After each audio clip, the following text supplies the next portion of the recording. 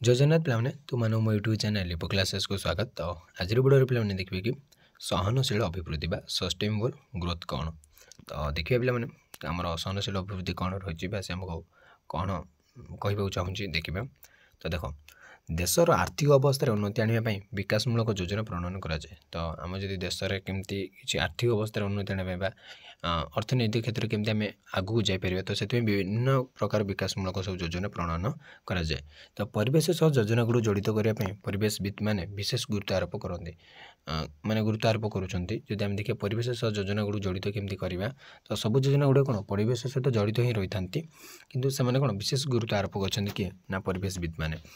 परिवेश अर्थनीति मुख्यतः अर्थनीति और प्रगति फल परिवेशर विभिन्न समस्या गुड़िकर अर्थनैतिक दिग गुड़ आलोकपात करे। तो गोटे ये नुआ जिन शिक्षा मिलला पे कौन परिवेश अर्थनीति माने कौन एनवायरमेंटल इकोनॉमी। तो एनवायरमेंटल इकोनॉमी माने परिवेश अर्थनीति कौन ना से अर्थनीति और प्रगति फल जो अर्थनीतिर प्रगति जो विभिन्न विकासमूलक कार्य गुड़ होता है तो प्रगति फल जो परिवेश जो विभिन्न समस्या मान देखा दिए तार कि अर्थनीति दिग गुड़ आलोकपात से करें। परिवेश अर्थनीति परिवेश प्रदूषण परिवेश अवनति और प्राकृतिक संपद गुड़ जो द्रुत व्यवहार द्वारा आशंका कर समस्या गुड़िकर अर्थनैतिक दृष्टिकोण हो परिवेश अर्थनीतिर परिसरभुक्त। आम जब कह परिवेश अर्थनीति कौन ना जो परिवेश प्रदूषण हो परिवेश अवनति क्षय मिलूँ प्राकृतिक संपद गुड़िकर जो द्रुत व्यवहार द्वारा जो विभिन्न गुड़ आशंका कर समस्या गुड़ी को से तार अर्थनैतिक दृष्टिकोण बुझाटा हूँ आमर परिवेश अर्थनीति।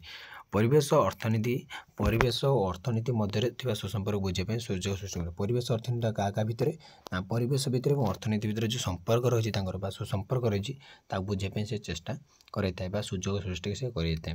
परिवेश अर्थनीति अनेक विषय मान गोटे समाधान अटे अनेक गुड़ विषय ये रही परिवेश अर्थनीति भितर आम खाली परिवेश और अर्थनीति को देवा ना। तो परिवेश अर्थनीति गोटे नूतन दिग तो परिवेश अर्थनीति गोटे से गोटे नुआ दिग ये नूतन ज्ञान परिकल्पना 1800 और 19 शताब्दी में प्राय कर जो परिवेश अर्थनीति प्रथम 1800 और 19 शताब्दी टे आसी माने कौन वैज्ञानिक मान मन को तो प्रख्यात अर्थनीतिज्ञ बा अर्थनीतिज्ञ मान मन को आसी यहाँ चिंतानायक Thomas Robert Malthus David Ricardo John Stuart Mill William Stanley Jevons इत्यादि यही नूतन विषय बीजरोपण करते यही माने ही माने जो अर्थनीतिज्ञ माने परिवेश अर्थनीति कौन सेटा को से प्रवर्ताई लोक मान सम्मुख को आनी। तो प्राकृतिक संबलर व्यवहार नियमित परिवेश विभिन्न प्रकार लुंठन कर खाली प्राकृतिक संबल व्यवहार करने केवल प्राकृतिक संबल व्यवहार कर परिवेश मध्य लुंठन करतेक मुस्लिम व्यक्ति प्राकृतिक संपद निजर इच्छा अनुसार व्यवहार करतेक जो धनी लोक जहाँ टंका अच्छी से मन इच्छा परिवेश को व्यवहार करुँच। विकास नाम चली कार्यकलाप यथेष्ट परिमाण बर्ज्यवस्तु परिवेश निर्गत हो माने नाटा खाली विकास हो हाँ देशर विकास हो कि ना से विकासमूलक कार्यकलाप विकास नाम खाली विकास ना को विकास हो किंतु से कार्यकलाप यथेष्ट परिमाण बर्ज्यवस्तु परिवेश को निर्गत हो। आज अर्थनैतिक अभिवृद्धि परिवेश प्रदूषण बदल संभव हो पारी जो अर्थनैतिक अभिवृद्धि द्वारा परिवेश प्रदूषण से संभव हो पारी जो अर्थनैतिक बजार गुड़ अर्थनैतिक अभिवृद्धि को बढ़ाई था से गुड़ प्रदूषण को निजे नियंत्रित कर सक्षम हो पारती ना। जो अर्थनैतिक बजार गुड़ कौन अर्थनैतिक अभिवृद्धि बढ़ाई था जो प्रदूषण को से रोकी पारती ना रोकबार सक्षम हो पारती ना। अनेक बाहर जिन परिवेश में मुक्त भाव में प्रवेश करते बहुत गुड़े जिन जमी प्रत्येक लोक संस्था प्रकल्प कारखाना विभिन्न भाव में विज्ञापित होगा चाहती। तो बाहर देखाइबा प्रवृत्ति मनुष्यर अनेक जुगर आरंभ हो चरम समय पहुँचे सत कथा पे बाहर को देखाइबा देख पाखे कि ना कि गोटे बहुत बड़ धनी बहुत भल लोक मो पाखे यहाँ अच्छे से देखेबाटा से गुणटा बर्तमान चरम समय पहुँचे बहुत यहाँ गोटे ठीक पॉइंट पे मैंने समाज में बहुत भल भाव देखा केवल खाली आम अर्थनीति परिवेश देखा सेमती सोशली मत सामाजिक देखा पाचे मैंने लोक मैंने सब देखेबार लगी समस्त बाहर को देखापी से प्रवृत्तिटा से आसला बर्तमान से अचरम समय पहुँचे। एसबूर मूल कारण रही लाभकर मनोवृत्ति ये लाभकर मनोवृत्ति जो मनुष्य स्वार्थपर होगा भाव में परिवेश से लुंठन हो माने कौन जो लाभकर माने तो केमती खाली मुझे लाभ खोजी सबुतिर केमती लाभ पाइबी किसी तो से किसी लाभ आशार से परिवेश को मन इच्छा लुंठन कर लगी। प्राकृतिक परिवेश मनुष्य जपरी भाव में जल वायु माटी अन्य लोकायत प्राकृतिक संपद को समस्त सामान भाव में देउछि परिवेश अर्थनीति किंतु से भली उदार भाव में समस्त सुविधा करें ना। तो प्राकृतिक परिवेश कौन समस्त को सामान भाव में देछि से जल वायु माटी सबकिछि देछि किंतु परिवेश अर्थनीति सेमती उदार भाव में किसी समस्त सुविधार करें सहर और शिल्पांचल गुड़िकर अर्थनैतिक परिवेश बेस उन्नत यदि आम देखा सहर गुड़िकर अर्थनैतिक परिवेश सेठार बसवास करते लोक उपार्जन क्षमता अधिक कारण से रोजगार विभिन्न सुविधा सुजोग रही है मैंने गाँ अंचल कौन पे कृषि बिना अन्य किसी रोजगार मध्यम ना एत किंतु आम जदि सहर कथा देखिए से विभिन्न शिल्प विभिन्न कार्यानुष्ठान गुड़ी रही है जो कौन तक रोजगार क्षमता अधिक रही है जो मैंने ग्रामांचल पहाड़ पर्वत वन जंगल रुहति से जीवन धारण मान उपार्जन क्षमता टी कम जीवन धारण मान एत उन्नत नुह लाइफस्टाइल टी ठीक नुह बट जो बाहर रहा सहर रहा अलग तो कारण ये उपार्जन कराया निमंते भित्तिभूमि न था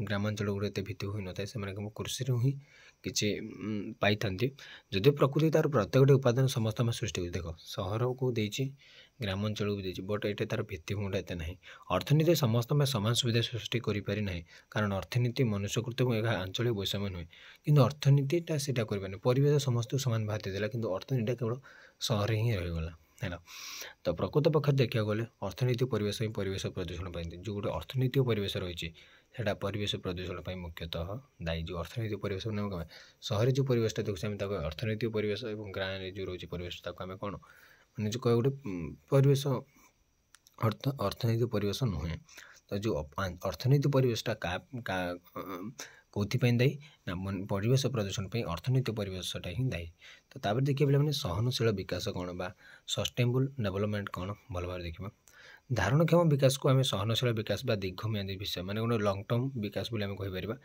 धारणक्षम विकास विषय अल्प किसी वर्ष पूर्व व्यवहृत जेटा कम एवं बहुत कम समय माने बहुत माने निकटतर यहाँ व्यवहार होती अर्थनैतिक विकास संपर्कित जेकोसी संदर्भ प्रबंध धारणक्षम विकास को बहुल व्यवहृत पद जदि ये पद्धति स्वीकृत लोकपायता ब्रंटलैंड को अध्यक्षतार गठित परिवेश विकास संबंधी विश्वस्तरीय कमिशन को 1987 मसीह प्रस्तुत आम मानकर सार्वजनिक भविष्य आमको चिठाटा बेस गुरुत्वपूर्ण तो से गोटे कौन कहते ना आम मानकर कौन सार्वजनिक भविष्य नाम गोटे चिठाटा बेस गुरुत्वपूर्ण ब्रंटलैंड को कमिशन को भाषा जो विकास आगामी पीढ़ी मान सपेक्ष से निजर आवश्यकता पूरण कर सामर्थ्य सालिश कर बर्तमान पीढ़ीर यही आवश्यकता पूरण करते धारणक्षम विकास कहुए तो धारणक्षम विकास क्या कहुए जो विकासटा आगामी पीढ़ी मान पक्षर से निजर आवश्यकता पूरण करने सामर्थ्य सालिश कर बर्तमान पीढ़ीर यही आवश्यकता पूरण करते माने कौन आगामी पीढ़ी मानर निजर आवश्यकता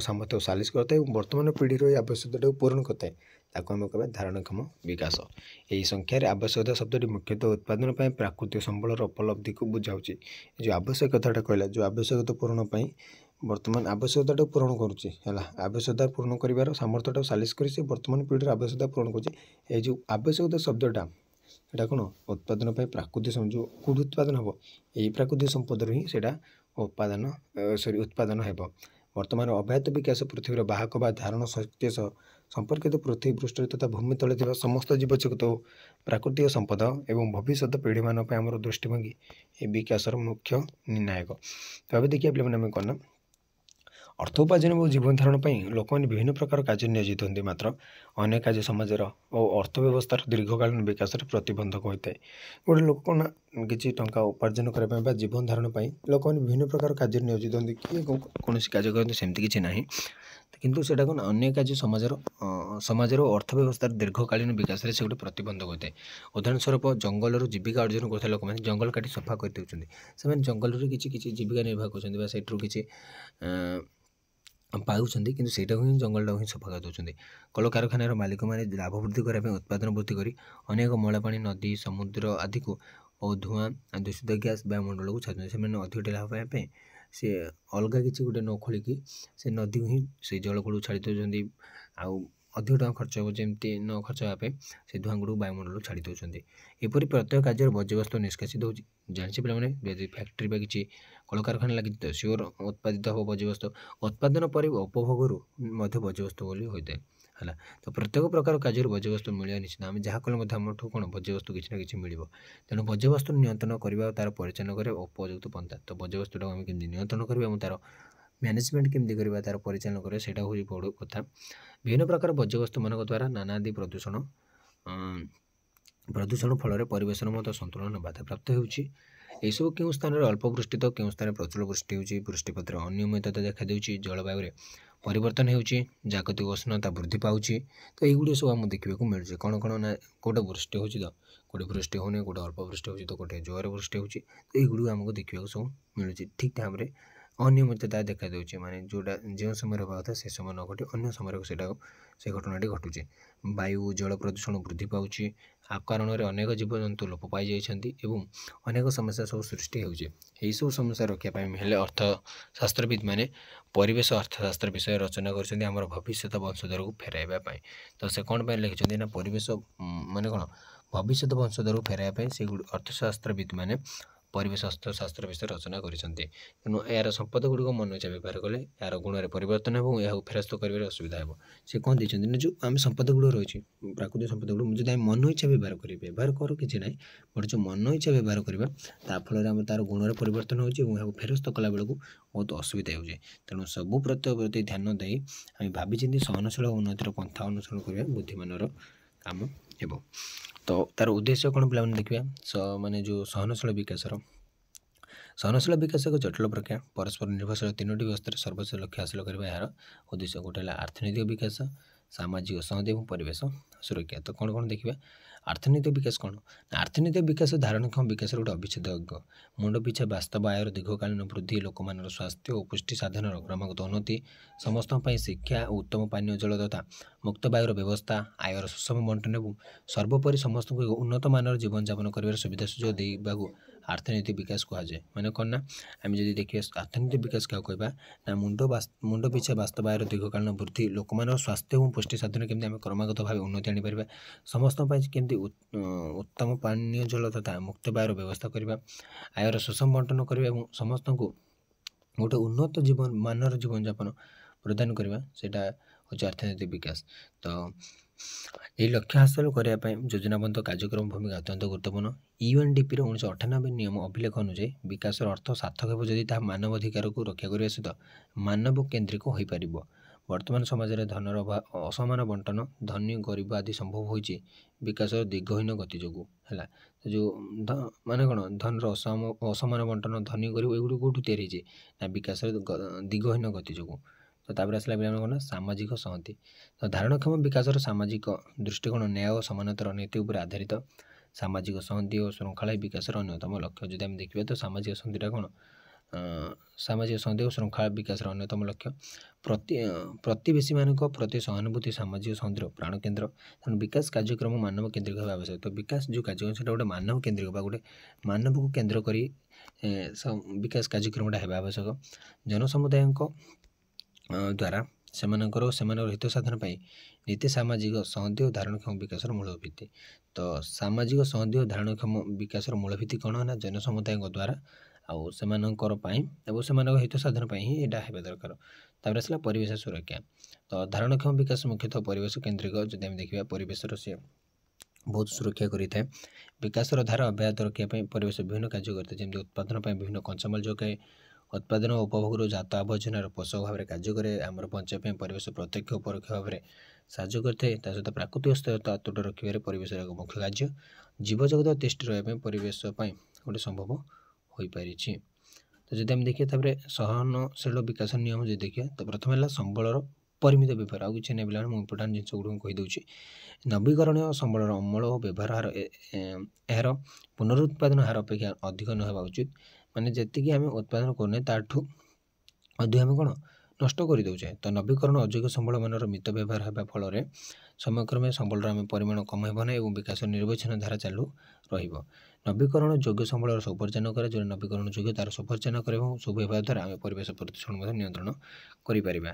ବର୍ଜ୍ୟବସ୍ତୁ ପରିଚାଳନା କେମିତି କରିବା ଦେଖ। ପରିବେଶରେ ବର୍ଜ୍ୟବସ୍ତୁ ଶୋଷକ ଶକ୍ତି ସୀମିତ। ତେଣୁ ବିକାଶ ପ୍ରକ୍ରିୟାରୁ ସୃଷ୍ଟି ବର୍ଜ୍ୟବସ୍ତୁର ନିୟନ୍ତ୍ରଣ ଓ ସୁପରିଚାଳନାଟା ନିହାତି ଭାବରେ ଆମକୁ ସନ୍ତୁଳନ ରକ୍ଷା କରିବ। ମାନେ ପରିବେଶ ବର୍ଜ୍ୟବସ୍ତୁରେ ଯଦି ଆମେ ନିୟନ୍ତ୍ରଣ ନ କରେ ସେଇଟା ପରିବେଶ ପ୍ରତି ଗୋଟେ କ'ଣ ପ୍ରଦୂଷକ ଭାବରେ କାର୍ଯ୍ୟ କରିବ। ଆଉ ସେମିତି କିଛି ନାହିଁ। ହେଲା, ତ ସେ ବିକାଶଟାକୁ ବାଧାପ୍ରାପ୍ତ କରିବ। ଏଇଟା ଆଉ ସେମିତି କିଛି ନାହିଁ।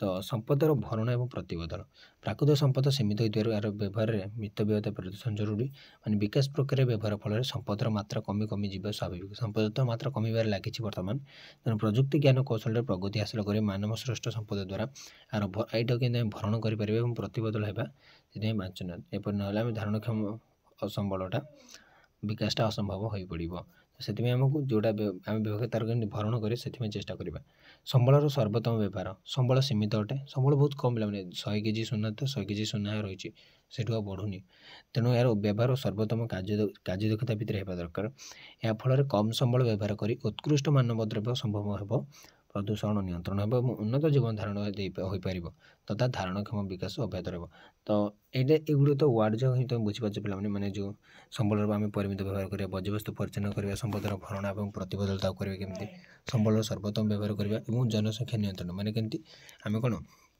पपुलेसन कंट्रोल केमती कर देखा तो जनसंख्या दारिद्र्यता परिवेश और विकास परस्पर सहित जड़ित मैंने सब कौन परस्पर सहित जड़ित हो रही था ये 4टी जिनस तो जनसंख्या द्रुत अभिवृद्धि जो दारिद्र्य वृद्धि पाँच जनसंख्या जिते परिमाण बढ़ दारिद्र्यता से बढ़िबार लगे गरीब लोक मैंने जीविका परिवेश लुंठन करता गाँ अंचल प्रायतः गरीब श्रेणी लोक रही से कौन परिवेश को बहुत भाव नष्ट करते परिवेश से जत्न कि जो सहर जी रही से परिवेश नष्ट करते जत्न नियंती नहीं परिवेश अवक्षय फल विकास व्याहत हो जनसंख्यार व्यापक वृद्धि जो वर्धित चाहिदा पूरण कल कारखाना मैंने अधिक होती फल सहरीकरण अधिक होती मैंने कौन अर्बानाइजेसन बढ़िबार लगुच याद्वारा परिवेशर संतुलन बाधाप्राप्त हो विकासर गति धीर होती तेणु सहनशील विकास निमित्त जनसंख्या सबुठार पे इंपोर्टाट हो जनसंख्या नियंत्रण करने और प्राकृतिक संपदर आम व्यवहारटा को सीमित करने चेष्टा करवा तो आज भी पे क्लास 2 रखा परवर्ती क्लास देखिए कि सहनशील विकास कौन सब योजना गुड़िक रही तो रोचे जय जगन्नाथ।